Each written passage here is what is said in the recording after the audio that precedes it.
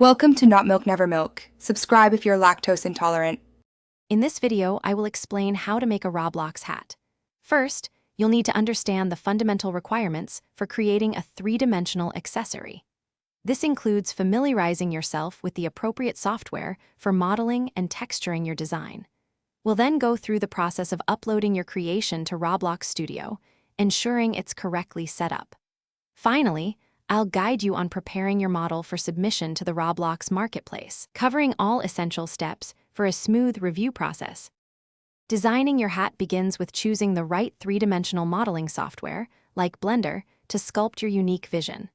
It's crucial to maintain a low polygon count, ideally under 5,000 triangles, to ensure optimal performance within Roblox.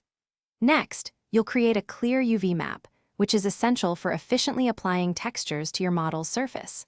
Finally, use image editing software, such as Photoshop or GIMP, to design detailed and appealing textures that bring your hat to life. Once your hat is designed, the next step is importing your three-dimensional model and its associated textures directly into Roblox Studio. You'll then attach your hat to a character rig, which is vital for ensuring proper positioning and alignment on player avatars.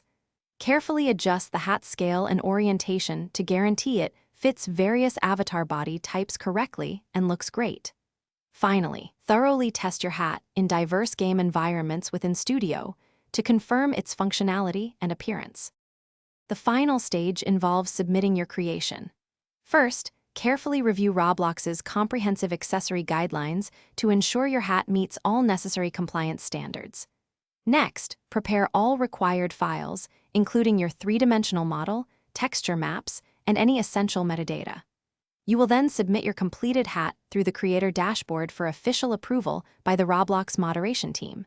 Be prepared to await moderation review, which typically takes several business days to complete before your hat can go live. Thanks for watching. If this was helpful, leave a like and consider subscribing. See you next time.